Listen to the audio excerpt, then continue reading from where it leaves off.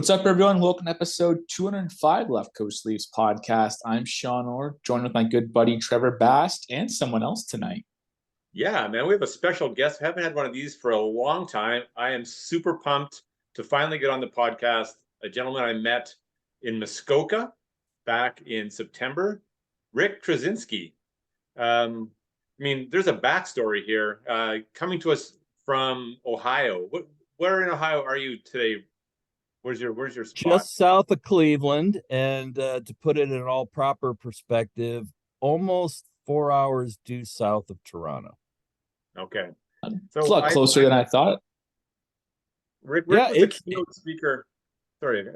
Ric was a keynote speaker at an ACT conference for all of Canada, and ACT is mental health outreach, and he was brought in to speak, and I was there with our BC team, and Ric was one of the first was the first speaker we had, and it was an all expenses paid trip on the company dime. And I just kind of thought, all right, man, like I'm just gonna sit in the back of the room and snooze. And then Ric opens up with his Canadian audience with, oh, I was shooting for Upper Deck at the World Juniors in Edmonton, and like I sat straight up in my chair and I listened to everything he had for the rest of the time, and I was so glad I did.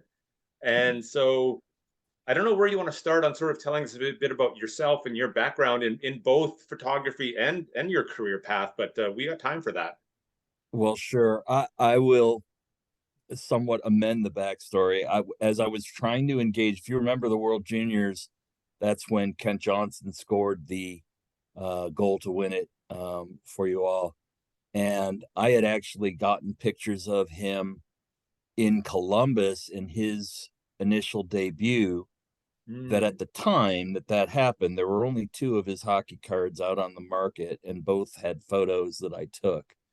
And so as I was trying to think about how to connect with the Canadian audience who may or may not care about what I had to say about mental health, I knew that the Kent Johnson connection would probably win me a few fans, and certainly got me Trevor anyway. So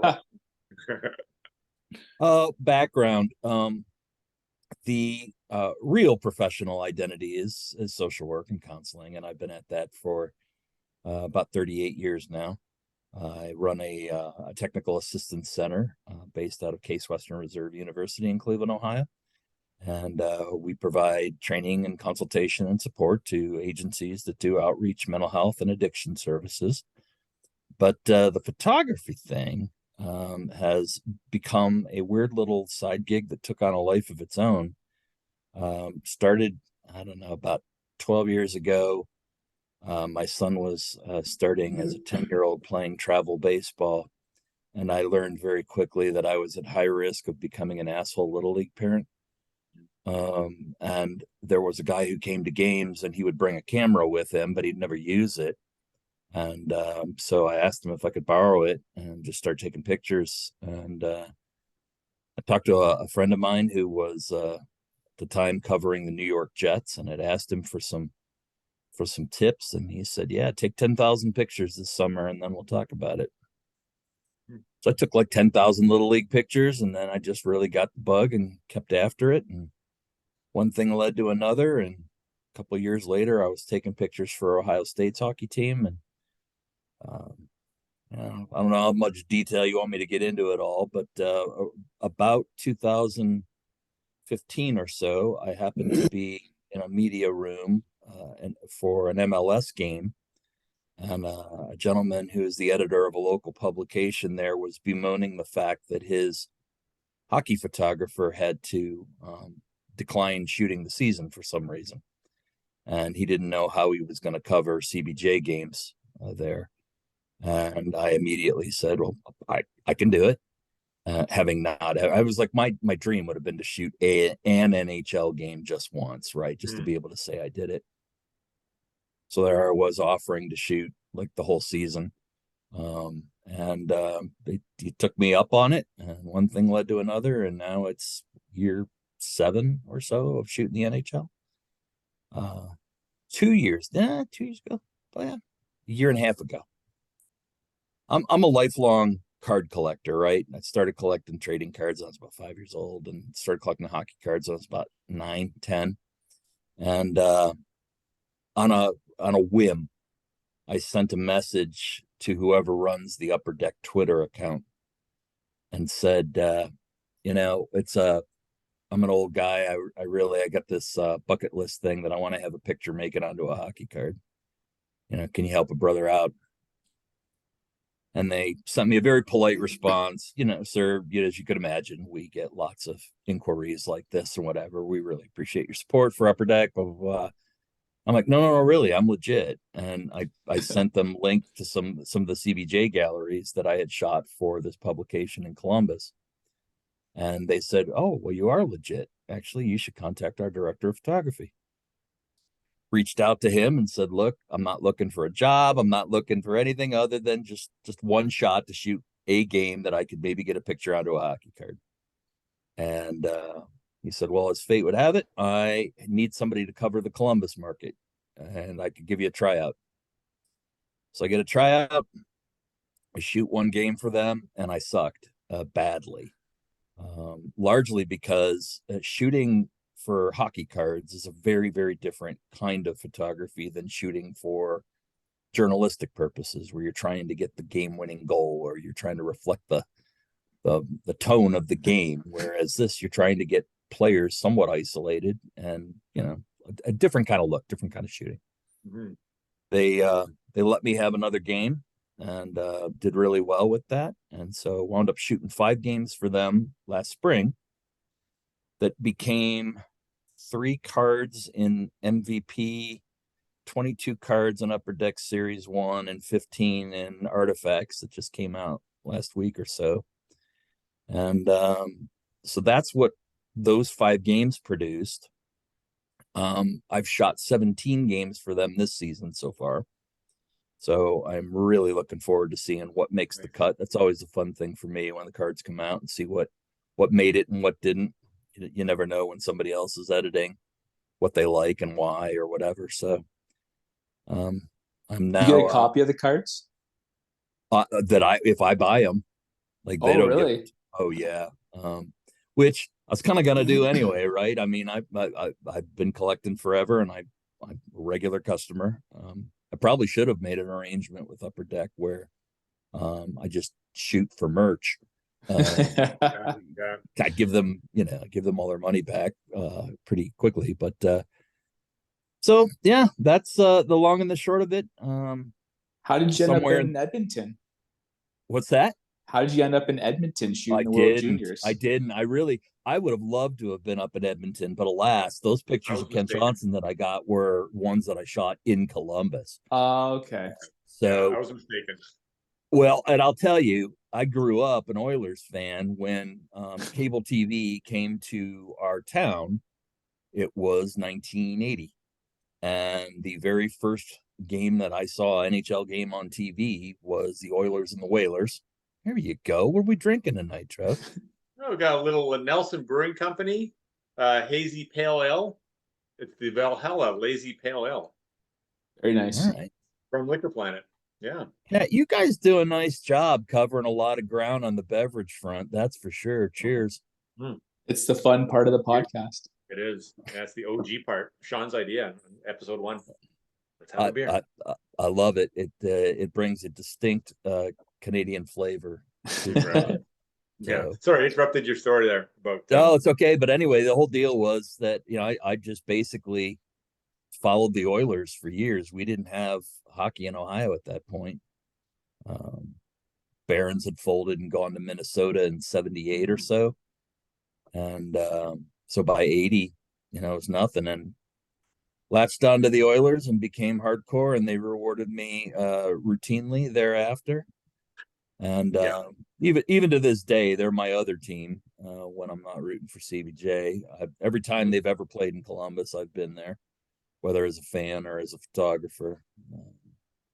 Yeah. Just as recently as Saturday night, you shot the Leafs Columbus game. And I got to shoot the Friday night. I got to shoot the bad one. I shot Friday night when you all couldn't do anything wrong. Tell the story about you messaged me on Friday and you mentioned the target that Upper Deck had for you to shoot that night. And oh yeah, they had a guy identified that when you're shooting a game for the trading card company, they give you a list on game day of their priority targets. And as you might expect, there's a fair amount of rookies and first year players that they're very interested in having that's a big attraction for collectors.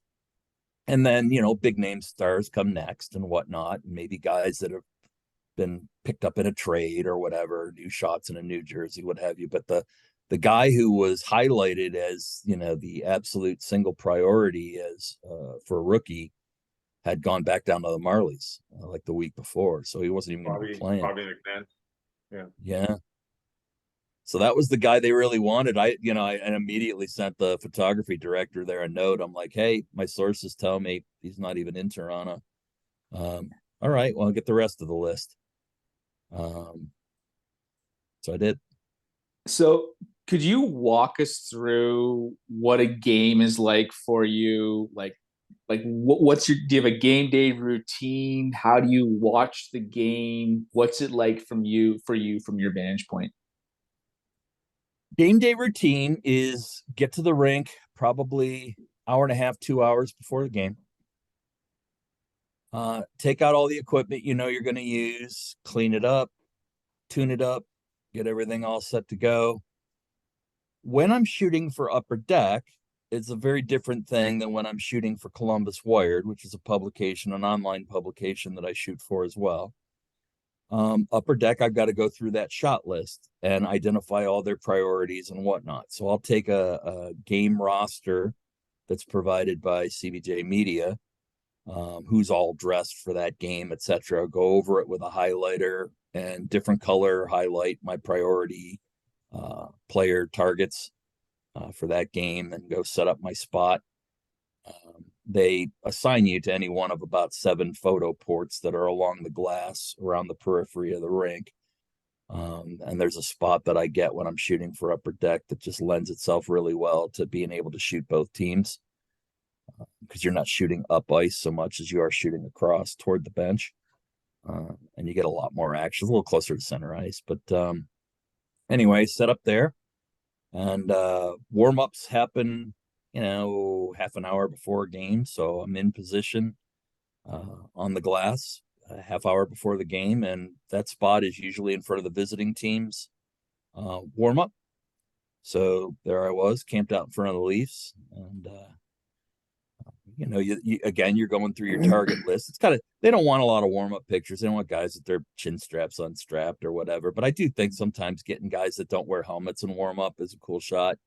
So I don't know, it's got that. Maybe I sound like I grew up on 70s cards when nobody had helmets on any of them, but you could see the dude, Yeah. So I like to take shots when I can get guys without their helmets on or somewhere.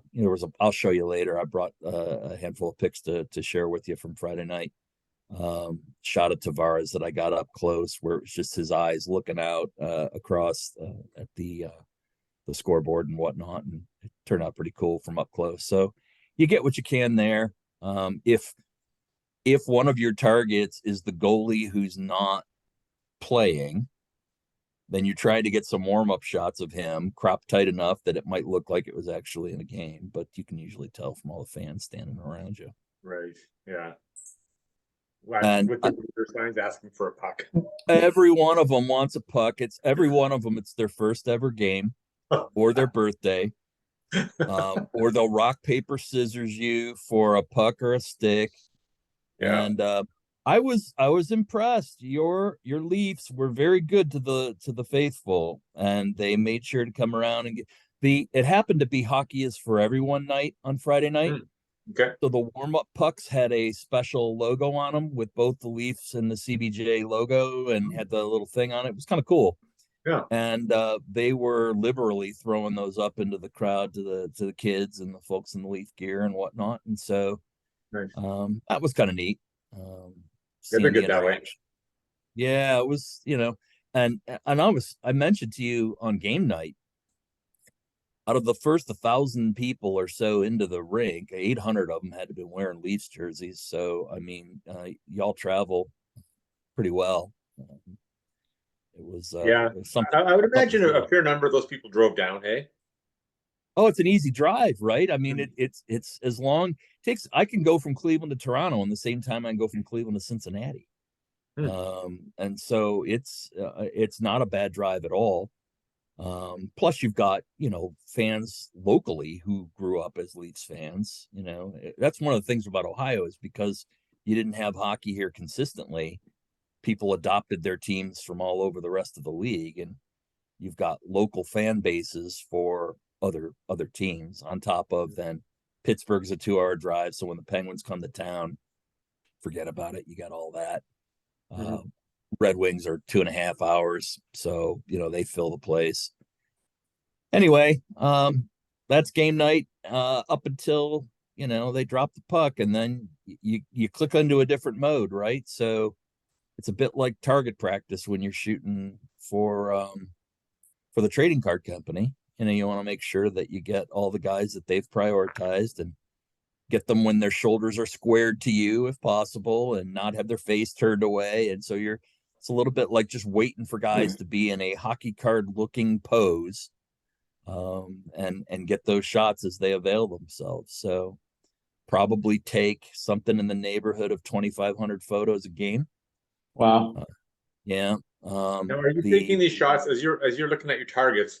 Are you looking at them through your digital screen, or are you looking at them with your eyes, with sort of knowing where your camera's pointing? Like, is it that much of a precision? So I'm watching through a little 1 square inch viewfinder on the back of the camera. And truly, you're not watching the game. You're looking for targets. Like I referenced that first game that I shot, Kent Johnson's first game. Upper Deck had said, he's a huge priority for us. Make sure you get tons of pictures of him. We'd be happy if you got hundreds of pictures of him. I'm like, he's playing his first game in the league. He's going to be third or fourth line. I'd be lucky if he gets 7 minutes. 3.5 of those minutes are going to be on the other end of the ice. How the hell am I going to get 200 pictures of this guy? But when there's a priority target like that, you're watching that guy from the minute he comes off the bench to the minute he's back on after his shift, right? So action could be off in a corner someplace, but if one of your targets is, let's say, a defenseman and he's camped out up at the point, you're on your guy, right? That you're really looking for more than you are following the puck. How are you assigned your portal for the game? Are there better ones than others? Is it well, so the best spot in the rink, as you might imagine, goes to the house photographer for CBJ. Another really good spot goes to the local newspaper. Then you've got the wire services, right? So Getty and Associated Press and what have you. They've got a couple of pretty prime spots if they send somebody. USA Today has a spot if they send somebody. You just never know who's going to have people there, if they're going to be at every game or not.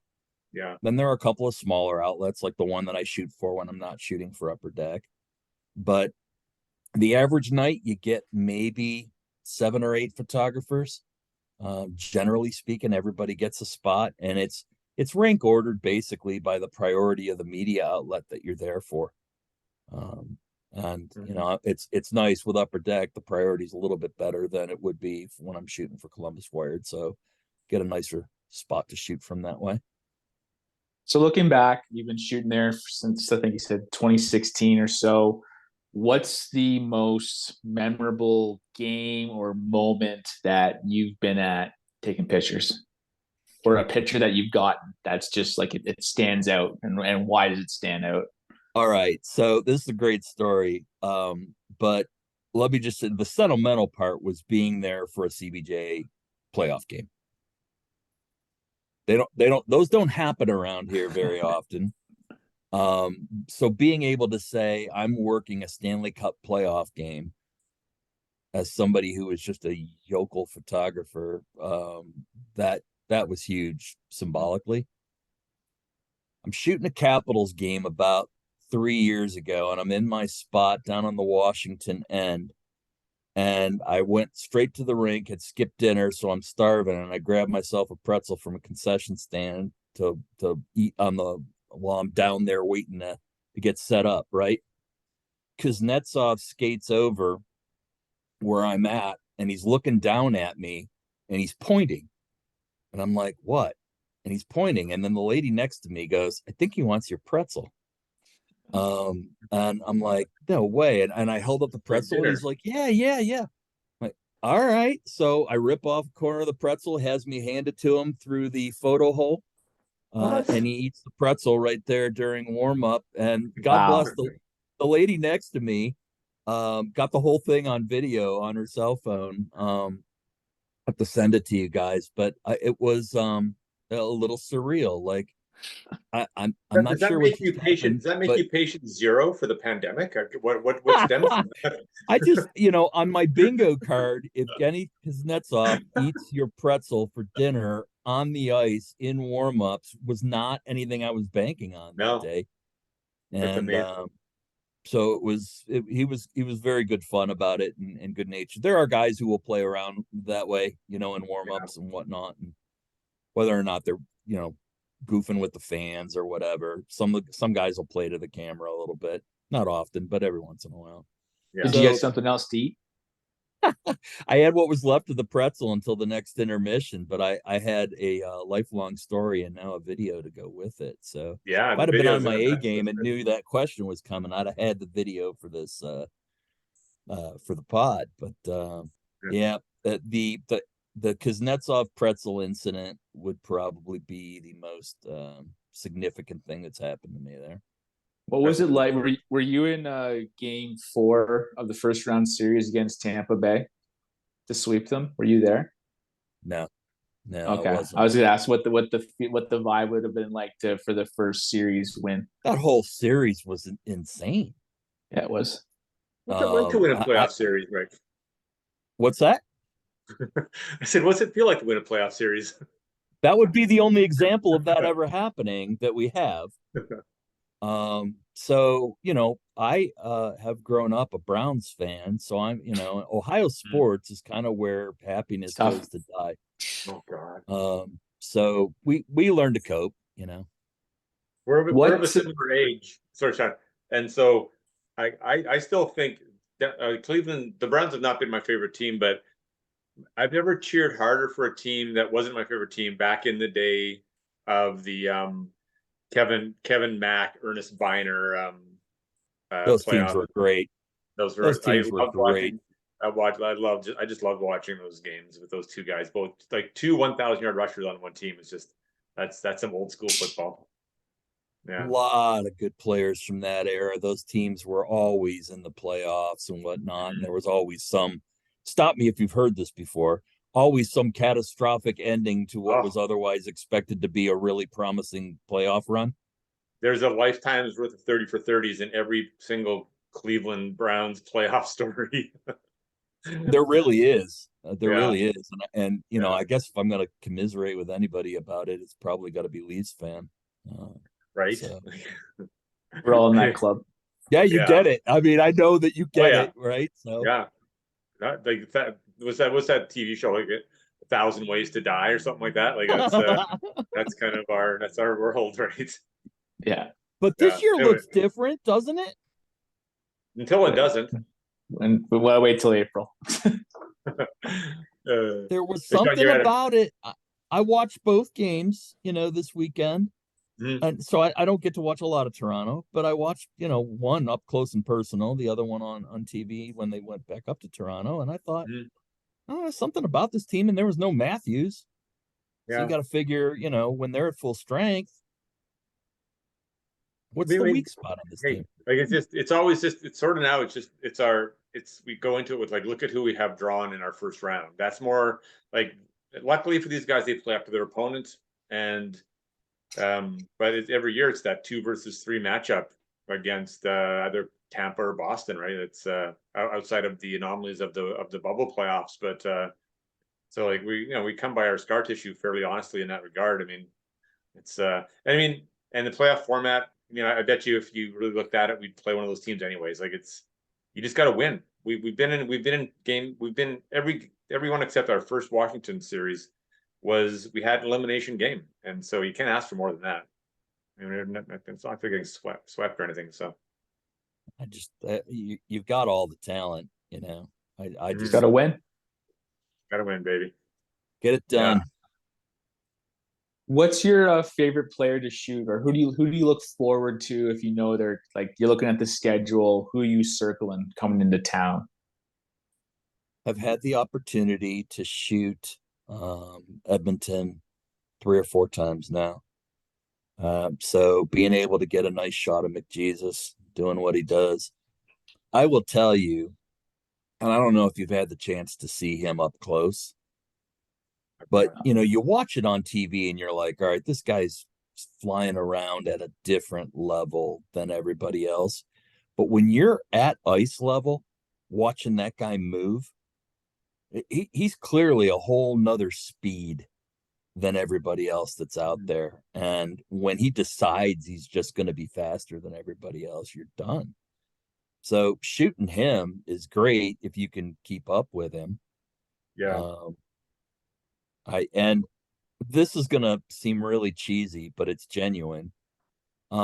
Having been a photographer for Ohio State's hockey team, men's team, for 6 or 7 years, a lot of those guys have gone on to play pro. And anytime that I get a chance to see the kids who've come up through that program, you got Dakota Joshua in Vancouver, Carson Meyer in Columbus, Tanner Lazinski in Philly. Any of those guys that I had the chance to shoot when they were in college, I know it's probably not the biggest names out there, but they're guys that I have a sense of connection to. And I feel really, I don't know, get jazzed about being able to say I saw them come up, and really achieve their dreams and get a chance to take pictures of it is, to me, really cool. Is it a different, to you as the photographer, does it feel like just a different finished product, shooting hockey players in cages? Like, do you just feel a little bit shortchanged that it's the cage and maybe there's no facial features or anything like that? Like, well, a little bit, but then if you're shooting Ohio State, you've got iconic colors and you've got iconic helmets with the Buckeye Leafs on them. And so it's very Ohio State, right? So you lose a little bit of the personality of the player, but not even then always.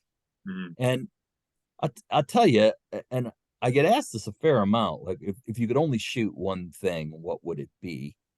And I tell people all the time, be college hockey. Absolutely love to shoot college hockey. And you're meeting kids when they're freshmen and they're just down to earth and everybody's working hard, still in the early throes of chasing that dream, and the effort is always there. You'll love to see it, right? So, and from a legacy standpoint, I learned hockey here in the States watching the 1980 Olympic team, and they were all college kids. And so the notion that college hockey mattered was something I learned as a kid, like college hockey is where it's at. It might have been different if that team, didn't do what it did or whatever, but I just grew up on this notion that college hockey matters. So the opportunity to be in and around it is just awesome. Well, I think I'd say more than half of players in Canada, like minor hockey players, and who become good, like U18 players, like they hold themselves out for college hockey instead of going the major junior route. So they want that experience as well. It's meaningful. I've seen stats over the last couple of years that like the number of NHL players who've come through NCAA teams increases every year. And the quality of hockey, if Big Ten hockey between Michigan, Minnesota, Wisconsin, every weekend you're seeing really good players, and had a chance to see a ton of these guys come up. Got to shoot Caulfield when he was in college, and Keandre Miller when he was at Wisconsin, and just a lot of really good players come through there, and it's a cool chance to see people as they're still coming up. Awesome. Nice. Going back to the Leafs a little bit, just because this is the Leafs podcast. It is a Leafs podcast, so let's talk. So when they come to town, is there a different buzz in the rink? You kind of mentioned about the number of fans, but can you feel it when like the Leafs are in town? They're one of the there's a different vibe in the rink. You feel the vibe before you even get in the building, because there's this area around the arena that's called the Arena District, where they've built all these bars and restaurants immediately in the contiguous like circle around the arena. Yep. It's a lot of places to come before the game, after the game, etc. Right? I'm getting there 2.5 hours early, and coming down to the parking garage where they park the media at. The only thing you see walking up and down the street are Leafs jerseys. And, you're struck by the visual of it. Like, all right, we're in the Columbus Arena District, but I don't see any Columbus jerseys here at this point. It's just Leafs fans everywhere. So that the vibe, the buzz starts with the visual of it. It's just all you see when you pull up on the place, hours before game time. Yeah, and we've definitely been like part of that in Vancouver when the Leafs are in town. Like half the rink are Leafs fans, and it's like that vibe before the game where it's like there's Leaf fans everywhere and they're loud, and it's a cool feeling to be part of. There's a photo I made sure to have on hand to show you guys where I would say the Leafs fans took over most of the lower bowl on Friday night.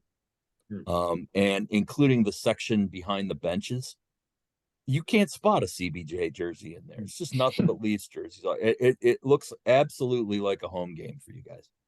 Well, the home game that no one wears jerseys in the lower bowl. They're all suits. Yeah. Well, okay, there's that. But then all the people who should be in the lower bowl come to Columbus to get their fix, right? And it's cheaper. Oh, I'm sure it is.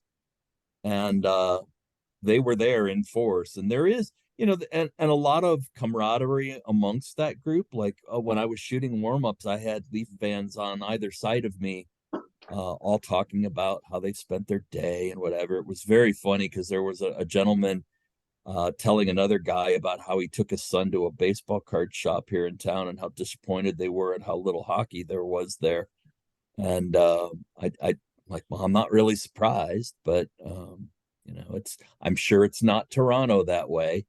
But I have a really important question. Have you ever jumped or been scared from the cannon going off there? Oh, all the time. Like every time. All the time. And I've heard the damn thing go off thousands of times, right? I should just be absolutely conditioned to it by now. But if you're not thinking to yourself, oh, this is about to happen, like it rarely happens to me after we score a goal because I know it's coming. But it's like in the pregame, right after the national anthem, or there's some moment before the game where they do it. And if I'm tracking a guy or I'm just sort of following, the thing goes up, I'll jump. Absolutely. After Johnny Gaudreau signed in the summer, you and I had a few messages back and forth, and we did. You're defending the you're sort of clapping back at the criticism of why. How do you feel about his performance so far, and why do you think he did choose Columbus when he was just an unrestricted free agent? Like, what do you think? What's he said to the local media there? It's hard to get into somebody's head what they're thinking, right? But I will say this: if you played in any Canadian market, there is no anonymity for you at all. In Calgary, in Toronto, or whatever, you're larger than life being on those teams. You can be relatively anonymous in Columbus and have a life away from the rink where you go to the grocery store and nobody recognizes you, or very few people recognize you. So I think there's something about being in a market where it's not hockey fanatical that it lets you kind of just be regular. And the other part of it is I think the fan base is wonderful. I mean, I was there shooting a game a couple weeks ago, a Thursday night against San Jose. Okay. And you know what our record is right now. And the place was sold out. Like, who's selling out a Thursday night game against San Jose when you've won like 10 games all year? And there it was. And so the fan base is pretty rabid, the folks that come out to the games. So it does make for a cool environment, for CBJ games in general. It's a mystery why he didn't go closer to where everybody thought he was going to go, Philly, New Jersey corridor over there somewhere that everybody sort of had thought that was going to happen. But I don't think Columbus. To be fair to the team, I heard John Davidson on a Toronto radio show on Friday because they were about to play the back-to-back, and he wasn't making excuses, but I mean they pointed out the injury, man games lost to injury this year for that team, and like it wasn't supposed to be that way. Like it never is, right? And they're not in the sweepstakes if it wasn't for just a gargantuan amount of injuries that team has had to face. In all my years of watching sports, I have never seen anything like I've seen this year with CBJ injuries. It's unbelievable, really. And I'm not delusional. They were gonna compete maybe for an 8th spot, maybe, right? I didn't think they were gonna be like, here we are, this is our cup run, but they weren't gonna be what they are right now. Losing Werenski for the year, losing Voracek for the year, lost. Line A was out like the first month, and on. I want to say, I saw the stat on the man games the other day, and I can't remember off the top of my head, but it's like 3 times more than the next NHL teams lost games. Yeah. And there were nights where more than half of the lineup were down from AHL Cleveland, and some of those guys are good and they're going to be here for a while, but not necessarily ready yet, right? And getting tossed into circumstances like, you talk about trial by fire, and a lot of that. So and you're right, nobody wants to make excuses. Nobody wants to hear it, certainly, but you got to be realistic too. I mean, I don't know how many AHL guys you think you can have up on your first and second line and think that you're going to compete with Boston and Tampa and Toronto and these teams that are upper echelon. Is there some excitement that the possibility of you could be shooting Connor Bedard next year? I have mixed feelings about it, right? The CBJ fan in me would love to see him on a regular basis. We were talking about it in the photo room the other night. Like, can you imagine what a media zoo this will be when everybody wants? Like right now, the interest of the outlets that are there to shoot the team, they're the same 7, 8, 10 outlets all the time. And it would be 2 to 3 times that, because the circus has got to follow him. And so folks that are used to being able to shoot from a particular location or have a routine or whatever, it'll just disrupt everything for everybody. I mean, but maybe it's a wonderful thing for the team on the ice. The thing that would suck about being a photographer, especially if it's for hockey cards, is his hockey cards are going to cost more than I can afford to buy. So that's where he's going to make the deal in the first place. I tell you, I set out this year with this goal of I was going to get 1 copy of every single card that I took the photo of. And I had a come to Jesus moment probably 3 weeks ago. One of the versions of one of the Kent Johnston cards was on eBay for $3,000. There's a Jordan Harris up there right now that's $1,500. And I'm like, well, all right, so much for having a copy of every single card. But and I just thought you can only imagine if Jordan Harris is going for $1,500 for a limited number card, what's a Bedard gonna go for, right? So a lot. It'll be hard to collect is really what it's going to be, which is, again, if you're a collector, that's great. It's why you do that stuff, right? But it's why there's value in it. Yes.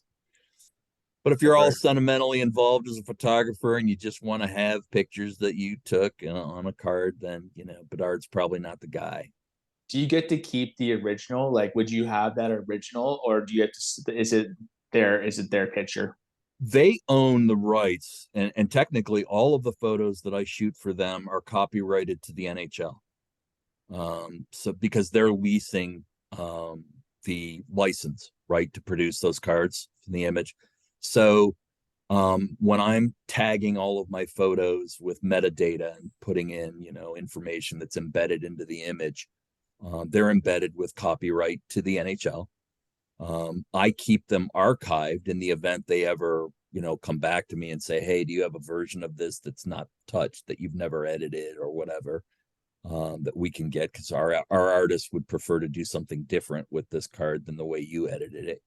I keep it on, archive that way, but I don't own the rights to any of that.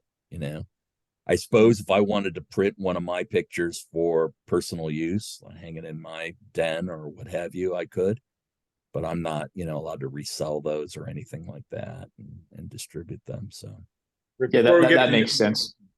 Yeah, you want to share some photos with us before we finish. So I want to also share a photo. If you were to Google you, one of the first photo that comes up under images is this great picture of you all geared up to shoot a Cleveland Browns game. Okay, so just with the Super Bowl just happening yesterday, I just wanted to quickly ask, like, what's the NFL game day experience like for a photographer versus, say, a hockey game? And like, is there like super tight security and regulations for an NFL game because of the value of that property? Yeah, it's amplified times 10 over the NHL experience, from security to all of the protocols that you have to follow. But the other thing too is when I'm shooting the Browns, I shoot for the Browns. And so it's an 8 to 10 hour day. And a lot of the targets are all kinds of marketing related content. It's not just game action. You're taking pictures of fans, you're taking pictures of advertisements and all kinds of stuff on the sidelines that's going on. It's a spectacle, really, on game day. Yeah. And there's just a boatload more people. There's probably 30 plus photographers per game, plus you've got all the TV video people and all that. It's quite an ordeal. It's cool, and I'm really glad I get to do it, but it's not without its challenges. All right, so you're going to have to enable my screen sharing, Trev, to let me get those photos up. Okay. You're pushing his limit for technology capability. Settings, maybe? If you go next to your share screen tab, there should be a little thing that lets you select let all participants share. Where's the share screen tab? It says at the top, it should say share content. Yeah, it's green. It's the only green one. It is the only green one. Oh, there you go. All right. Oh, that's awesome. So this is something I've started doing a little bit more this year. Right as players are being introduced, now, why would they be putting a spotlight on the Leafs goalie at a CBJ game? Well, it's not a spotlight. They've got this like disco ball of lights that's blasting all around the arena. Mm-hmm. And if you focus in on the guy and start firing off high-speed shots, sooner or later a light's going to come across him and create that effect. Right. So that's a great shot. Sammy got the shutout that night, so yeah. Yeah, he did. This one I was telling you about the other day. Yeah. There was a really cool during O Canada, like a red glow that came across the whole rink, because on the jumbotron and on the LED boards they had Canadian flags going, and so you got this red glow that comes over the crowd, and you can even see that the ice looks a little purple tinted from the red. But there with the in fact, I was thinking of you guys when I took the shot. I'm like, I gotta get something that's this yeah, that's sweet, so flagrantly Canadian. I like the contrast in Mitch and JT's neck movements. So there's that, but if you looked at the up close shot of this and looked at all of the Leaf fans there, I mean, you're hard pressed. There's a lot. Yeah, it's pretty much all of them. Wow, just Ticketmaster resale, gotta love it. Blankenberg for CBJ is a guy who I got to shoot in college. He played at Michigan, and he's been a pleasant surprise. And one of the call-ups, yeah.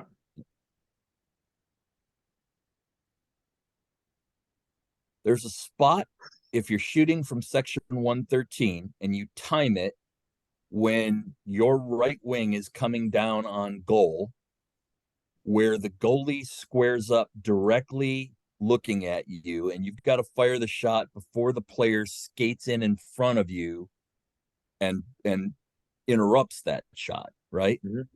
But if you time it right, you get stare down directly with the goalie. It's incredible. Would that particular picture be something Upper Deck would want, or is there just not enough action in that picture? This is exactly what they're looking for, right? Yeah, like right? I got a shot like this of Merzlik and last year that did, and it's almost this exact pose, and it's that same thing where he is squared staring you down kind of thing. But the way to get that is like literally the guy with the puck is, a half a step to my left. And so that's why he's looking right at it. His eyes are on the puck. And so you're firing off the shot before, you get blocked by the skater. That's incredible. Look at those eyes. Yeah, it's awesome. Your people. We're all out in full effect. Our captain, I love him. I tell you, he had a great game on Friday night. He did. He's very good. Yeah, I've heard that. How's the BrewDog beer? Is it a? It's okay. I don't think it's gonna hang with some of the stuff you guys get into, but I'll find some and send it to you and let you be the judge. Okay. How does that go across borders? If I send beer up I've shipped it. They don't check it. Yeah. All right. Yeah. There's no tariffs. Yeah, right. That's good. It's good. Yeah.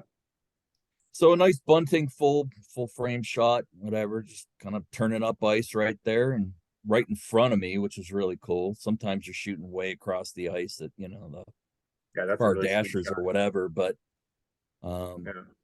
Upper Deck loves a shot like this because the player's shoulders are squared to you. You see their whole face. You've got game action. They're not just, dilly-dallying around, whatever. And this is a great example. In fact, I'd go so far as to bet that this has a high likelihood of making the cut somewhere down the road. Yeah, I mean, mouth guards out and everything. Yeah. This wound up being the guy. Tell me this guy's name again. Holmberg? Yeah, Pontus Holmberg.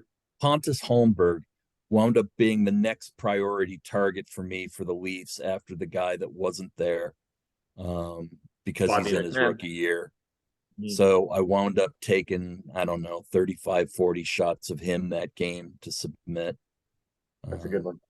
Rookie priorities. I mentioned the Tavares pregame warm up, whatever, where you get cool reflections in the visor and get really tight on their eyes. Turns out pretty nice. Johnny loves TikTok. Yeah. Well, see, now I'm going to tie some connections to Chinese balloons coming across the Canadian border and TikTok sponsor, and I see the connection now. It's all coming together for me. Okay. Pretty sure it's Giordano. Yeah, it's Giordano. That's Gio, yeah. I got another shot of him in warm-ups where he was looking right at me, and it was kind of had this like, really, are you taking my picture look on his face? A little known fact, he shaved 30 minutes before that picture was taken. So and this one was he doesn't shave. I guess. So you remember me telling you about the puck that had the two logos for the warm-up puck? And the ice falling off of it, whatever. It was kind of a neat shot. That is a really neat shot, Rick. That's great.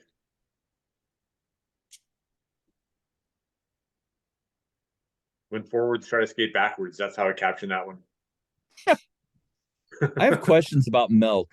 Is that just milk, like milk? It's the There's dairy been farmers of like Canada or of Ontario. So it's a commodity that is controlled by a dairy board. It has a lot of power. So the dairy farmers of Ontario it's a huge business. Okay. yeah. So there's no like they control the supply of milk. Yeah, I wasn't sure if there was a company that called themselves Milk, No, or it's if they just were just talking about milk. it's big milk. All right. So that they control how much milk is in the marketplace, who gets to sell it, and there's quota. We can do a whole podcast on that. Nobody would listen, but we could. No, I'm sure you could. I'm sorry for taking you there. So if Jack Roslovic skates right in front of you, Yeah. while your goalie this is probably like a frame or two after that shot where he was squared up to me. That's Okay. awesome. But it's kind of cool because he's still sharp in focus, right? I was gonna say that's crazy.